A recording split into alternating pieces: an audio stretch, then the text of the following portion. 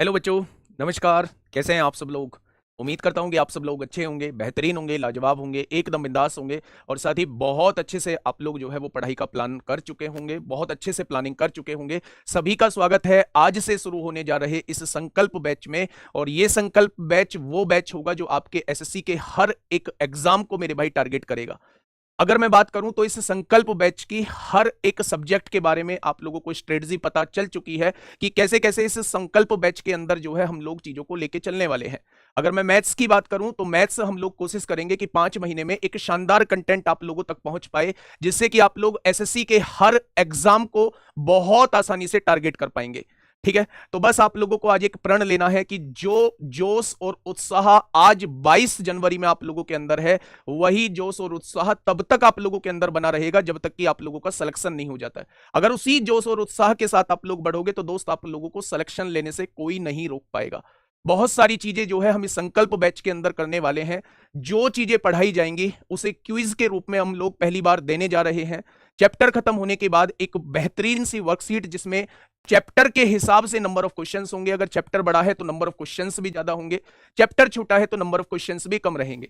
दूसरी बात, बिल्कुल अपडेटेड कंटेंट आप लोगों को मिलेगा। बहुत सारे बच्चे नायक फाउंडेशन बैच से पढ़ चुके होंगे, लेकिन यहां क्वेश्चंस का कलेक्शन जो होगा वो बहुत डिफरेंट होगा नायक फाउंडेशन बैच से। नायक फाउंडेशन बैच 2024, संकल्प बैच हम लोग 2026 में मेरे प्यारे दोस्त पढ़ रहे हैं। इस बीच में बहुत सारे एग्जाम्स हुए, तो उन सारे एग्जाम्स के क्वेश्चंस को हम लोग इसमें कवर करने वाले हैं।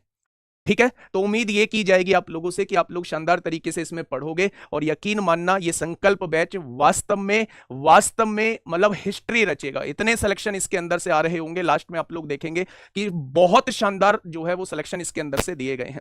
ज्यादा टाइम वेस्ट हम लोग नहीं करेंगे, शुरुआत करते हैं। एक बार फटाफट से एक बार सभी दोस्त हम सब भेजेंगे कि हाँ जी शुरू कर दो। अब टाइम हम लोगों के पास इतना नहीं है कि हम लोग इन बातों में अपना टाइम वेस्ट करें, तो फटाफट से एक बार सभी साथी हम सब कर देंगे। कुछ छोटी सी बातों से मैं क्लास की शुरुआत करूंगा। आज उन बातों को करेंगे, आज के बाद उन बातों को कभी नहीं करेंगे। बहुत सारे सवाल आपके होंगे, 5 से 7 मिनट में उन सारे सवालों के जवाब जो है वो मैं आप लोगों को दे दूंगा। ठीक है, अगर मैं बात करूं मेरे प्यारे साथी, तो ये संकल्प बैच जो है ये 3 दिन के लिए जो है वो अभी ऑफर पे रहेगा, मतलब इस पर ऑफर मिलेगा। 3 दिन क्लासेस डेमो मतलब यूट्यूब पे रहेंगी, उसके बाद क्लासेस एप्लीकेशन पे शिफ्ट हो जाएंगी। जैसे ही क्लास एप्लीकेशन पे शिफ्ट हो जाएंगी, इसका जो प्राइस है वो 799 से हटके 999 हो जाएगा। अभी इस पर 20% ऑफ चल रहा है, तो आप लोग डेमो देखने के बाद जो है इस बैच को परचेज कर सकते हैं। वो सारे फीचर्स जो इसमें दिए जा रहे हैं उनके बारे में हम लोग जो है वो डिटेल में चर्चा कर चुके हैं, बहुत शानदार तरीके से कर चुके हैं। मुझे बताने की जरूरत नहीं है कि आप लोग कोर्स को कैसे परचेज करेंगे। कूपन कोड के बारे में मैं बता देता हूं, SSC20 आपको कूपन कोड यूज करना है, इसके बाद 20% ऑफ आप लोगों को मिल जाएगा। ठीक है, अगर मैं थोड़ा सा आगे बात करूं तो टाइम टेबल पर हम लोग थोड़ी सी बात कर लेते हैं। ये टाइम टेबल आप लोगों को पता होना चाहिए। अगर मैं सुबह 8 बजे की बात करूं तो इंग्लिश की क्लास आप लोगों की हो चुकी है, जिसे विपिन भट्टी सर ने आपको शानदार तरीके से कराया है। 10 बजे मैथ्स की क्लास होगी, ये भी शानदार तरीके से आप लोगों की हो रही होगी। रीजनिंग की क्लास 12 बजे से शोभित सर आप लोगों को बेहतरीन तरीके से कराएंगे। 1 बजे स्टैटिक जीके का आप लोगों को डेमो देखने को मिलेगा, सोनवीर सर कराएंगे, रिकॉर्डेड फॉर्म में आप लोगों को क्लास मिलेगी। यहाँ पे पॉलिटी स्टार्ट जो है वो पारुल मैम कर रही होंगी। 3 बजे जो है वो संजीव सर इंग्लिश की क्लास आप लोगों की ले रहे होंगे। यहाँ आप लोग देख लेना, दोनों टीचर जो है वो अपना पूरा का पूरा सिलेबस दोनों टीचर कराएंगे, जिससे आपकी ट्यूनिंग मैच हो जाए। उस टीचर से आप लोग जो है वो अपनी क्लासेस कर सकते हैं। अपने अपनी चीजें बताएंगे कि कौन सी कैसे क्या होनी है, वो मुझे इतना कुछ बताने की इसमें जरूरत नहीं है। ठीक है, यहां आपकी ज्योग्राफी की क्लास होगी और ज्योग्राफी की क्लास आरुषि मैम आप लोगों की ले रही होंगी शाम को 5 बजे। अगर मैं 6 बजे बात करूं तो केमिस्ट्री की क्लास आप लोगों की स्टार्ट होगी। जब केमिस्ट्री खत्म हो जाएगी तो ये दोनों क्लासेस बाद में होंगी, और ये क्लास अभी नहीं होगी। ये क्लास तब होगी जब इनमें से कोई सब्जेक्ट जो है वो पूरी तरीके से खत्म हो जाएगा। कुछ क्वेश्चंस आप लोगों के मन में हैं, उन क्वेश्चंस के बारे में मैं एक बार थोड़ी सी बात कर लेता हूं, फिर इसके बाद जो है उन क्वेश्चंस के बारे में हम कभी बात नहीं करेंगे। सबसे पहला सवाल आप लोगों का ये है कि भैया जी नायक फाउंडेशन बैच से पढ़ चुके हैं, क्या इससे पढ़ने की जरूरत है? तो मैंने हमेशा बोला है कि ये जो टारगेट बैच आते हैं हम लोगों के, इसमें इसलिए पढ़ने की जरूरत हो जाती है क्योंकि रिवीजन का एक बेहतरीन बैच है ये। जो बच्चे पहले पढ़ चुके हैं वो रिवीजन के तौर पे इस बैच को लेंगे, जो बच्चे फ्रेशर हैं वो बिल्कुल फ्रेशर के तौर पे इस बैच को लेंगे, क्योंकि इसमें अपडेटेड कंटेंट मिलेगा। वो अपडेटेड कंटेंट मिलेगा जो जितने भी एग्जाम हुए हैं उसमें जो क्वेश्चंस आप लोगों से पूछे गए हैं वो आपको इस बैच के अंदर जो है वो मिल रहे होंगे। दूसरा सवाल आपके मन में होगा जी नोट्स बनाने की, जो बच्चे फ्रेशर होंगे वो नोट्स के बारे में अपना उनका मतलब ये होगा कि नोट्स बनाए या ना बनाए। मैं हमेशा से बोलता हूं किसी भी टीचर से आप लोग पहले पढ़े हुए हैं, किसी भी टीचर से, मुझसे पढ़े हैं, किसी और से पढ़े हैं, अगर आपने एक बार नोट्स बना रखे हैं तो आपको बार बार नोट्स बनाने की जरूरत नहीं है बच्चे। कोई चीज एक्स्ट्रा आती है तो आप उसी में ऐड कर लीजिए, बार बार उन्हीं चीजों को रिकॉल करिए। प्रैक्टिस के लिए सब बहुत मतलब आप कहेंगे एक सफिशिएंट मात्रा में कंटेंट हम लोग देने वाले हैं, जितना आप लोगों के लिए जरूरत है उतना कंटेंट हम प्रैक्टिस के लिए साथ के साथ मेरे भाई देने वाले हैं, ठीक है। तो ये क्वेश्चंस होंगे, क्या ये बाइलिंगुअल होगा? बिल्कुल ये बाइलिंगुअल होगा, हर एक चीज बाइलिंगुअल होगी, हर हर मतलब ये समझ लीजिए हर एक चीज बाइलिंगुअल रहने वाली है। तो ये तमाम तरीके के क्वेश्चंस थे जो मैंने आप लोगों के क्लियर कर दिए हैं। एक बात और मैं आप लोगों को बता दूं कि पूरे मैथ के अंदर पूरे मैथ को दो पार्ट में डिवाइड किया गया है, एक अर्थमेटिक होता है और एक मेरे भाई एडवांस होता है, आप बेहतर तरीके से जानते भी हैं। अगर मैं बात करूं 2025 से पहले की बात करता हूं तो ये रेशो जो होता था ये 60-40 का रेशो होता था, ये 60-40 का लगभग लगभग रेशो देखने को मिलता था। लेकिन 2025 में अगर मैं बात करता हूं तो एडवांस का रेशो जो है वो बढ़ चुका है। मैं कह सकता हूं कि एडवांस बहुत सारी शिफ्टों में 60 पूछा गया है और 40 जो है वो अर्थमेटिक पूछा गया है। इवन कुछ शिफ्टों में तो 60% से ज्यादा भी पूछा गया है। तो मेरे प्यारे दोस्त यहां एडवांस का वेटेज ज्यादा है। कुछ कहा नहीं जा सकता कि एग्जामिनर किसका वेटेज ज्यादा रख दे, इसलिए हमें दोनों को बहुत शानदार तरीके से पढ़ना होगा। अभी जो है वो हम एक क्लास से शुरुआत जरूर कर रहे हैं, बीच में जहां जरूरत होगी मैं 2 क्लास आप लोगों की कर दूंगा।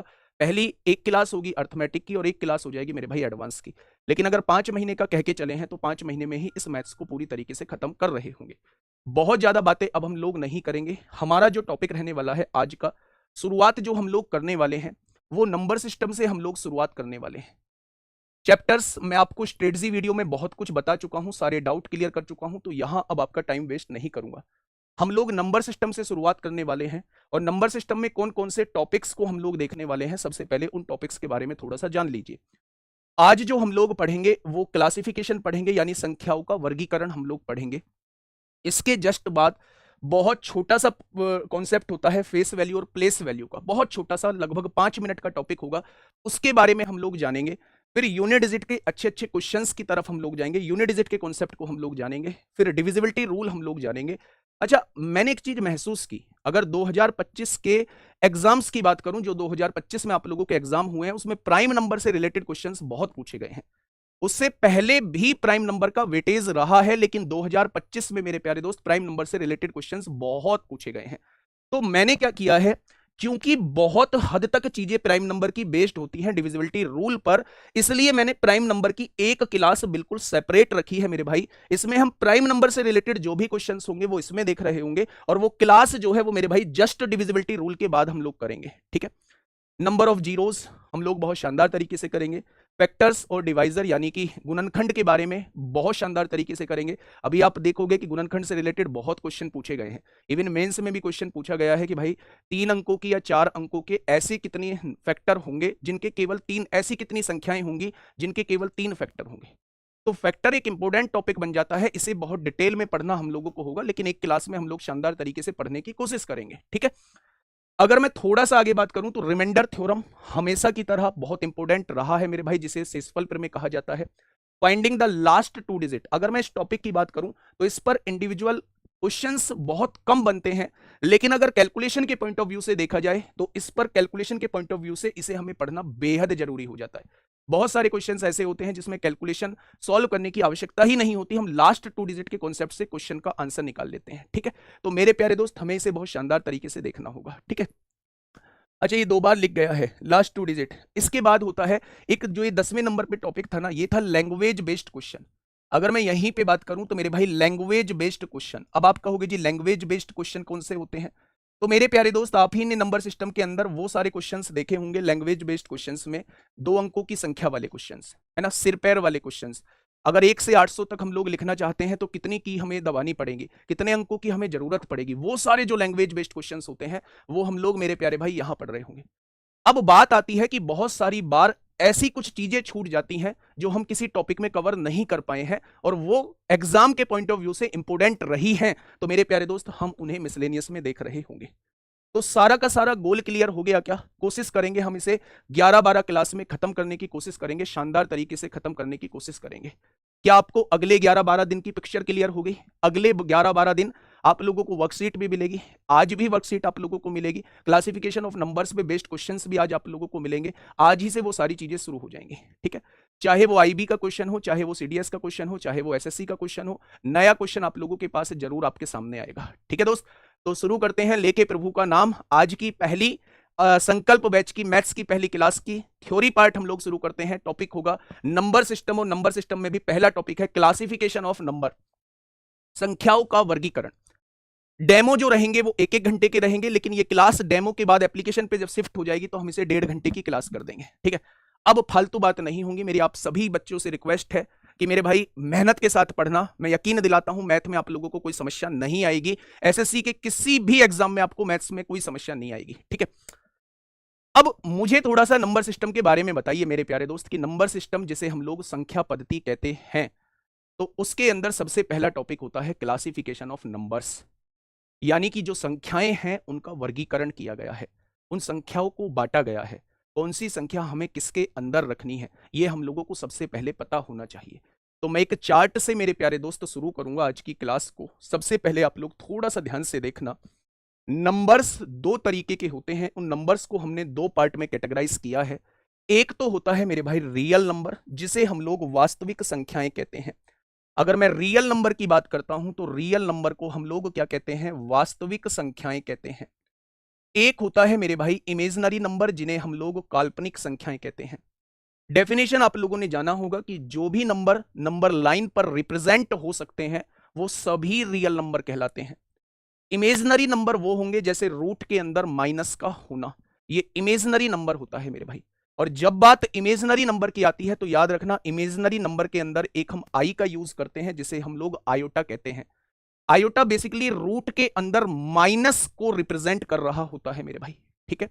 तो ये दोनों डेफिनेशन क्लियर हुई। रियल नंबर वो नंबर्स होते हैं जो नंबर लाइन पे रिप्रेजेंट होंगे, इमेजिनरी नंबर वो नंबर होते हैं जो नंबर लाइन पे रिप्रेजेंट नहीं हो सकते। फॉर एग्जांपल रूट के अंदर माइनस का होना, या जिन भी नंबर्स के आगे आई लगा होगा उन सभी नंबर्स को हम लोग इमेजिनरी नंबर या काल्पनिक संख्याएं कहेंगे। अब इन दोनों नंबर्स को मिला के, रियल नंबर और इमेजिनरी नंबर, इन दोनों नंबर्स को मिला के कॉम्प्लेक्स नंबर बनते हैं जिन्हें समिश्र संख्याएं हम लोग कहते हैं। ये जो ए आप लोगों को दिख रहा है ये रियल नंबर है, और ये जो आई लगा हुआ है इसके साथ ये इमेजिनरी नंबर है। रियल नंबर और इमेजिनरी नंबर दोनों अगर मिल जाते हैं तो वो कौन सा नंबर बन जाता है, वो कॉम्प्लेक्स नंबर बन जाता है, यानी कि वो समिश्र संख्याएं बन जाती हैं। यहां तक कोई दिक्कत नहीं है? आप कहेंगे जी यहां तक तो कोई दिक्कत नहीं है। दिक्कत मेरे भाई इन तमाम चीजें जो आपके सामने लिखी हुई हैं, पहले एक बार देखिए सारा कुछ विजिबल है, पहले एक बार देखिए सारा कुछ विजिबल है, एक एक शब्द पढ़ने में आ रहा है। तो आप कहेंगे भैया जी एक एक शब्द जो है वो पढ़ने में आ रहा है। सबसे पहले रियल नंबर को हमने दो पार्ट में कैटेगराइज किया है, एक तो होता है रेशनल नंबर और एक होता है इरेशनल नंबर। अब सवाल उठता है भैया जी रेशनल नंबर क्या होते हैं जिन्हें हम लोग परिमेय संख्या कहते हैं? सबसे पहला सवाल है, क्योंकि हम लोग वास्तविक संख्या के बारे में तो पढ़ चुके हैं, सारे के सारे क्वेश्चंस हो जाएंगे। अगर आप लोग आज थ्योरी पार्ट पढ़ लेंगे ना तो सारे के सारे क्वेश्चंस मैं एक साथ करा दूंगा, 10-15 मिनट में हम सारे क्वेश्चंस कर लेंगे मेरे भाई, ठीक है। तो सबसे पहला टॉपिक आता है रेशनल नंबर क्या होते हैं। मैं रेशनल नंबर के बारे में आप लोगों को थोड़ा सा बता देता हूं, वहां से रेशनल नंबर का टॉपिक जो है वो आप लोगों का पूरा क्लियर हो जाएगा। ये रेशनल नंबर पे हम लोग पहुंच रहे हैं मेरे भाई। तो रेशनल नंबर की कंडीशन लिखिएगा। अगर बात रेशनल नंबर की आती है मेरे प्यारे दोस्त, तो रेशनल नंबर में 3 कंडीशन सेटिस्फाई होनी चाहिए। कौन सी 3 कंडीशन? एक तो संख्या p अपॉन क्यू के फॉर्म में होनी चाहिए, दूसरा संख्या डिनोमिनेटर कभी भी 0 के बराबर नहीं होना चाहिए, और एक तीसरी कंडीशन है रेशनल नंबर होने के लिए कि p और q दोनों पूर्णांक होने चाहिए, दोनों इंटीजर होने चाहिए। अब सवाल ये आएगा आपके मन में, भैया जी पूर्णांक तो आपने बताया ही नहीं है। तो भैया बताऊंगा अभी, दोनों पूर्णांक होने चाहिए। मेरे प्यारे दोस्त अभी के लिए केवल इतना समझेंगे कि जो पूरे पूरे अंक होते हैं, जो डेसिमल नहीं होते, उन्हें हम लोग जो है वो पूर्णांक कहते हैं। अगर किसी भी नंबर के साथ जो है ये कंडीशन, तीनों की तीनों कंडीशन जो है वो फुलफिल हो रही है, तो ऐसे नंबर को हम लोग जो है वो रेशनल नंबर कहते हैं। आप कहेंगे जी एग्जांपल समझाइए। मैंने कहा, मैंने आपके सामने एक संख्या लिखी 5/7, मैंने आपसे कहा क्या ये रेशनल नंबर है? तो आपने कहा जी तीनों कंडीशन चेक करूंगा, p अपॉन क्यू के फॉर्म में लिखा हुआ है, क्यू जो है वो 0 भी नहीं है, ये दोनों के दोनों पूर्णांक हैं, यानी तीनों कंडीशन सेटिस्फाई हो रही है, तो ये मेरा क्या कहलाएगा? रेशनल नंबर कहलाएगा। यानी जितनी भी फ्रैक्शन में चीजें लिखी होती हैं वो सारी की सारी क्या होती हैं, वो रेशनल नंबर होती है। पहली बात आपको ये पता चल गई। मैंने आपके सामने कहा भैया जी एक 1.4 और 3.7 लिखा हुआ है, क्या ये रेशनल नंबर है? तो आपने कहा जी सबसे पहले इसे सॉल्व करो, पॉइंट से पॉइंट कट जाएगा। यानी ये 1.4 को मैं लिख सकता हूं 14 और 3.7 को मैं लिख सकता हूं 37। अब आप ये बताइए 14/37 के साथ क्या ये तीनों कंडीशन फुलफिल हो पा रही हैं? पी अपॉन क्यू के फॉर्म में लिखा है, बिल्कुल लिखा है। क्या क्यू जीरो के बराबर है? नहीं जी, क्यू तो जीरो के बराबर नहीं है। क्या ये दोनों पूर्णांक हैं? बिल्कुल जी, ये दोनों पूर्णांक हैं, यानी ये भी हमारा रेशनल नंबर हो जाएगा। 2 साल की वैलिडिटी कर तो दी।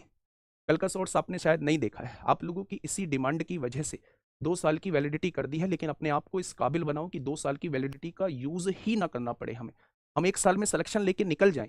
हम क्यों 2 साल की वैलिडिटी लें? ठीक है, वो बात अलग है कि हमने 2 साल की वैलिडिटी कर दी है, लेकिन दोस्त अपने पर इस तरीके से अपने आप को काबिल बनाइए कि आपको 2 साल की वैलिडिटी की जरूरत ही ना पड़े, हम 1 साल में सिलेक्शन लेके निकल जाएं। ठीक है, इसे चला देना। तो मेरे प्यारे दोस्त, मैंने ये आपके सामने संख्याएं लिखी। अब मैंने एक छोटी सी चीज आप लोगों से पूछी। मैंने आपसे पूछा कि क्या ये मेरा रेशनल नंबर है? क्या ये मेरा रेशनल नंबर है √36/√49? आपने कहा जी पहले इसे ना सॉल्व कर लो। मैंने कहा सॉल्व कैसे करोगे? आपने कहा कि 36 का वर्गमूल आप 6 लिख दोगे, 49 का वर्गमूल आप 7 लिख दोगे। मैंने कहा जी ठीक है। यहां आपको सारी कंडीशन देखनी है। मैंने पूछा क्या ये पी अपॉन क्यू के फॉर्म में लिखा है? बिल्कुल लिखा हुआ है। क्या ये क्यू जीरो के बराबर है? आप कहेंगे क्यू जीरो के बराबर नहीं है। क्या ये दोनों पूर्णांक हैं? दोनों के दोनों पूर्णांक, दोनों के दोनों इंटीजर हैं। तो ये दी गई संख्या मेरी क्या हो जाएगी? रेशनल नंबर हो जाएगी। आपने कहा भैया जी एक बात और बताओ, अगर मेरे सामने खाली एक संख्या लिखी हुई है, क्या इसको आप रेशनल नंबर कहेंगे? तो मैंने कहा भैया जी अगर इसके नीचे आप 1 लिख दोगे तो क्या कोई फर्क पड़ेगा? आपने कहा जी कोई फर्क नहीं पड़ेगा। मैंने पूछा अब कंडीशन चेक करो, क्या ये पी अपॉन क्यू के फॉर्म में लिखा हुआ है? तो आप कहेंगे जी बिल्कुल लिखा हुआ है, पहली कंडीशन फुल हो गई। क्या क्यू जो है वो जीरो के बराबर है? बिल्कुल जीरो के बराबर नहीं है, दूसरी कंडीशन भी सेटिस्फाई होगी। क्या ये दोनों पूर्णांक हैं? 36 और 1 पूर्णांक है, पूरे पूरे अंक है, पूरे पूरे अंक है भैया, तीसरी कंडीशन भी सेटिस्फाई हो गई। यानी कि अगर कोई नंबर डायरेक्टली ऐसे ही लिखा हुआ है बिना डिनोमिनेटर के, तो मेरे प्यारे दोस्त वो भी मेरा क्या हो जाएगा? वो भी मेरा रेशनल नंबर हो जाएगा। ठीक है, अब आप कहेंगे जी देखने से ऐसा लग रहा है कि सब सब कुछ तो रेशनल है, फिर ये इरेशनल का नाम कहां से आ गया? आप क्या ऐसी संख्या बता सकते हो जो रेशनल नहीं है? तो मैं कहूंगा बिल्कुल बता सकता हूं, आप चेक करना। सबसे पहले आपके मन में एक डाउट होगा, भैया जी जीरो क्या है? इस जीरो के बारे में बताइए, क्योंकि मैथ्स के अंदर जीरो का बड़ा खेल है। मैंने आपसे पूछा जीरो क्या है, फटाफट बताइए आप लोग, आप क्या सोचते हैं? इन्हीं कंडीशन को सेटिस्फाई करा दीजिए। अगर ये कंडीशन सेटिस्फाई हो रही है तो मेरा रेशनल नंबर है, और अगर ये कंडीशन सेटिस्फाई नहीं हो रही है तो मेरा रेशनल नंबर नहीं है। आपने कहा जी मैं तो जीरो के नीचे 1 लिख दूंगा। मैंने कहा कोई फर्क नहीं पड़ेगा, जीरो के नीचे आप 1 लिखोगे तो भी जीरो ही रहेगा। अच्छा मुझे ये बताइए क्या पी अपॉन क्यू के फॉर्म में लिखा हुआ है ये? आप कहेंगे जी बिल्कुल लिखा हुआ है। क्या क्यू जो है वो जीरो के बराबर है? आपने कहा जी बिल्कुल जीरो के बराबर नहीं है। क्या ये दोनों पूर्णांक है? पूर्णांक मतलब पूरे पूरे अंक। हाँ जी पूरे पूरे अंक हैं। अगर तीनों कंडीशन सेटिस्फाई हो रही हैं तो आप क्या कह देंगे? आप कह देंगे कि भैया जी जीरो जो है वो एक रेशनल नंबर है, जीरो जो है वो एक परिमेय संख्या है। जीरो जो है वो एक परिमेय संख्या है। बेटा पूर्णांक का मतलब पूरे पूरे अंक, पूरे पूरे अंक, उसी को हम पूर्णांक कहते हैं। 1 2 3 4 5 6 7 ये सब पूर्णांक हैं। -1 -2 -3 -4 -5 ये सब पूर्णांक हैं। जीरो एक पूर्णांक है। जो पूरे पूरे अंक हैं वो मेरे प्यारे दोस्त वो पूर्णांक कहलाते हैं। ठीक है जी। अच्छा जी, अब आपने कहा जी ठीक है, आपने ये सब कुछ बता दिया कि ये रेशनल नंबर है। अभी हम थोड़ा सा ये नहीं सोच पा रहे हैं कि रेशनल नंबर क्या नहीं होगा। तो मेरे प्यारे दोस्त मैंने आपके सामने क्वेश्चन लिखा। मैंने आपसे कहा √2/√9। मैंने आपसे पूछा मेरे प्यारे दोस्त क्या ये रेशनल नंबर है? क्या ये रेशनल नंबर है? तो आपने कहा भैया जी पहले मैं इसे चेक करूंगा। जैसे ही मैंने आपसे पूछा √2 की वैल्यू क्या होती है, तो आप कहेंगे √2 की तो एग्जैक्ट वैल्यू होती ही नहीं है। जब यह सवाल आपके अंदर से आए कि √2 की एग्जैक्ट वैल्यू नहीं होती है, यानी अगर इसकी एग्जैक्ट वैल्यू नहीं होती है तो यह क्या बन जाएगा? ये इरेशनल नंबर बन जाएगा, ये अपरिमेय संख्या बन जाएगी। जैसे आप लोग देखोगे √2 हो गया अपरिमेय संख्या, √3 हो गया अपरिमेय संख्या, √5 क्या हो गया? अपरिमेय संख्या, √7 क्या हो गया? अपरिमेय संख्या, √8 क्या हो जाएगा? अपरिमेय संख्या, √11 क्या हो जाएगा? अपरिमेय संख्या, √10 क्या हो जाएगा? ये सारी की सारी अपरिमेय संख्या। मतलब जिनका एग्जैक्ट रूट हम लोगों को नहीं पता है वो सारी की सारी क्या कहलाएंगी? वो अपरिमेय संख्या कहलाएंगी। दोनों बातें बहुत अच्छे से समझ में आ गई हैं। मुझे बताने की जरूरत नहीं पड़नी चाहिए। जब मैं आपसे पाई के बारे में पूछना चाहूंगा तो आपका सवाल का जवाब क्या होगा? आप मुझे पाई के बारे में थोड़ी सी जानकारी दीजिए कि पाई क्या है। पाई एक रेशनल नंबर है या पाई मेरा इरेशनल नंबर है?